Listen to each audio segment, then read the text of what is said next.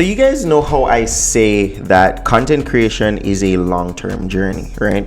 It is something that you have to get in, you have to do a lot of work for a long time without seeing any form of results. It's an exponential type of growth. Put in a lot of work for a long time without seeing a direct proportional amount of results to that work, and then eventually results will just start pouring in. Now, there are certain types of principles that you can use to help you in staying for the long-term journey. If you be too reactive, you're not using a plan, there's no principle, there's no overarching plan that is guiding your actions, more than likely you're gonna get too tired or too much effort and you're not gonna be consistent. If you want to be consistent in anything, you need to make it simple. You need to create like a system around it, and then you'll be able to make sure that it is something that you can do for a long time. Now, the first one of these that I would say is strategic content planning. We did a video on this recently where we talk about make sure that you know who you're targeting. This is something that I didn't normally used to carry out or do when I was just getting into social media. I didn't understand the value of it. But if you just spend some time to figure out who exactly you're trying to target, then it will have big impact on all of your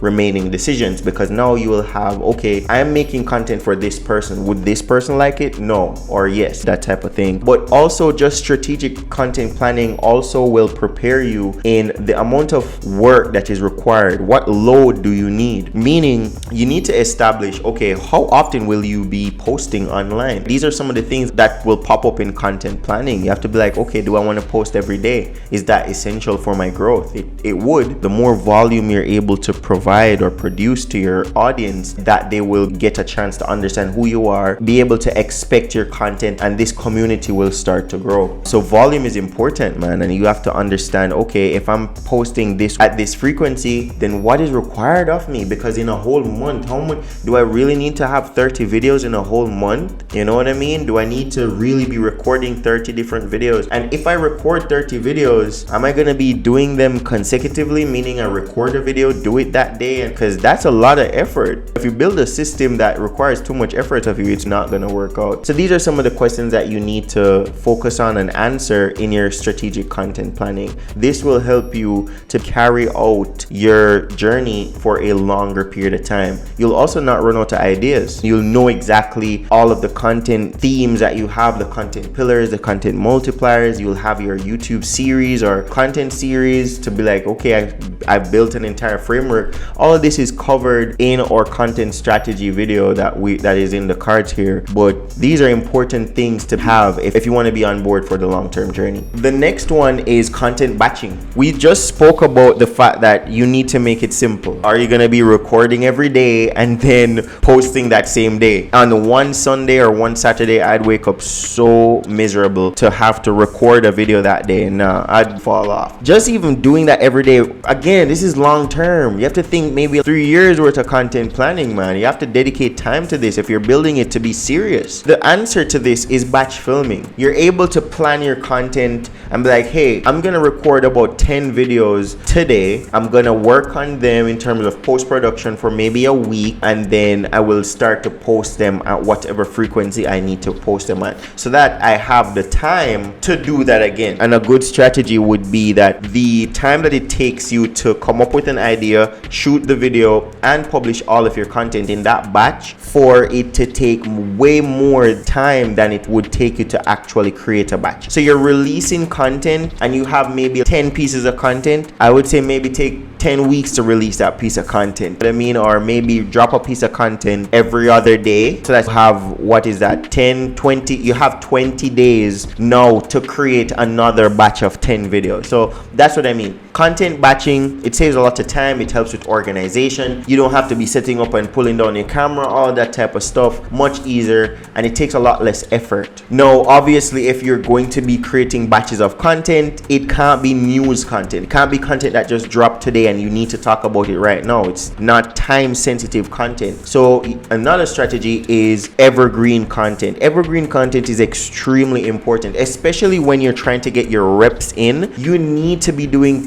loads of content. You need to record 100 long form videos. How are you going to do that? You're going to wait until 100 things happen in your niche? No, that is too much anxiety. No, you need to make sure that you are operating with evergreen content where it's not time sensitive. People can watch your video 2 years, 3 years from now, and you're still getting views from that simply because it's relevant to them. So as long as it is relevant and it is actually something that your target audience will want to watch videos on, you should be creating content around that. For example, in AI right now, everybody's just covering the latest AI gadget. We need people to actually cover the application of these AI tools. These AI tools, just ChatGPT alone, is not talked about enough. Yes, people, it's like a buzzword now for people to be like, oh, you think ChatGPT is great? This app is killing ChatGPT and stuff like that. Listen, we're not even fully utilizing what we already have to its full capabilities, much less we just have people who only talk about what is new. So we need to have more evergreen content being created, content that is timeless, and that is the type of content that you also look back on and be like, wow, I'm proud that I created that video. If you created something that is super time sensitive, nobody's looking back at that. And even looking back, this is also bleeding into the next topic, which is all about search engine optimization practices. If you properly tag your videos, that's how you'll rank in the searches. So if you're creating evergreen content and you're creating content that you want people to search for one day, or just it's relevant to them, it's obviously not going to be probably on their page, so it's relevant and they're looking for that type of content, this is where search engine optimization comes in. You need to make sure that you're properly writing a description. What is this video about, so that it can appear in a lot more searches and appear in accurate searches as well. You don't want your videos coming up in searches that is irrelevant to what exactly you're speaking about. Other ways to do this is to properly title your videos and make sure it has a really good title as well, that people will quickly understand what this video is about. You don't want your titles to be too long. You want to also put hashtags in your description. This also helps the search engine, whether it's YouTube or whatever platform you're on, to properly categorize this video. If the tags aren't necessarily doing it perfectly, the hashtags will do it to an even finer degree. So search engine optimization also helps in making sure that,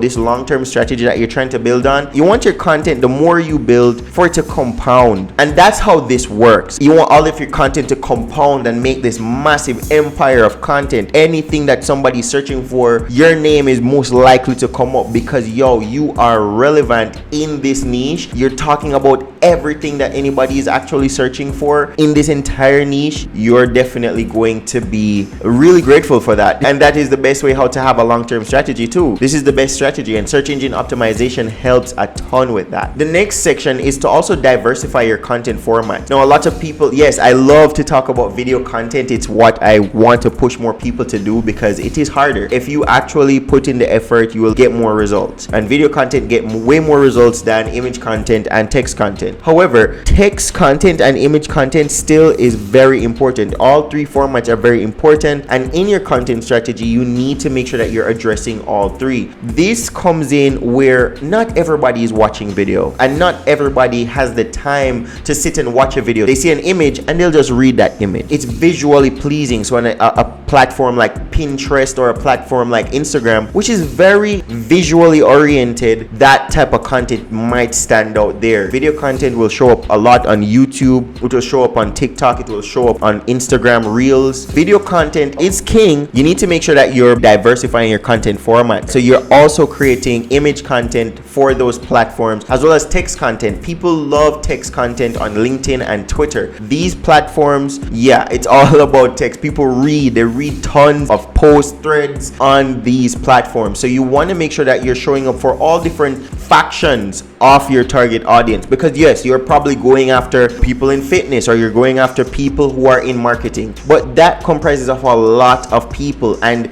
you want to try to be relevant and show up for all different forms of people inside of that category, all the subgroups inside of that target audience. You want to make sure that you're creating content that they are interested in and that they will engage with. The next part is also easy content. A lot of people, yes, we have to put in long hours in planning the content, some long hours in producing the content, set up filming. Oh, we didn't say this right, let's say this again, edit all of that down, it's very complicated sometimes, and then at the end you only get 10 views. Very infuriating, as well as when you do this for a very long time and you are a bit tired of the entire system and not getting a lot of results, you're gonna want to quit because you're putting in so much effort and not seeing any results. So when you're starting out, I believe that it is best to also incorporate some easy forms of content in there. Image content is very easy and text content is very easy. With video content, and you want to look at easy video content, you could look into faceless video content, maybe just having some form of wallpaper there that is moving, some form of video that's moving and it appeals to whatever you're talking about, but you have like text on top of that video. So it's very easy to create this type of thing in apps like CapCut, Canva, InShot. Very simple stuff that you can create on the fly. Everybody is supposed to be able to do that, to leverage how easy it is to create this type of content and ramp up on your frequency. Maybe you can't create those high value pieces of content every day, but that type of content that I'm talking about that is super easy, you probably could do 10 of those every day and have massive amount of frequency and connect with your audience much quicker, getting your results much quicker, and growing on social media with a long-term mindset. So any type of situation where you're putting in very little effort, you're playing along with time and you want everything to compound, yes, it's all about the long term. It's all about the journey that you're on. As well as, speaking of this, another way how you can, even those high value production videos, those videos,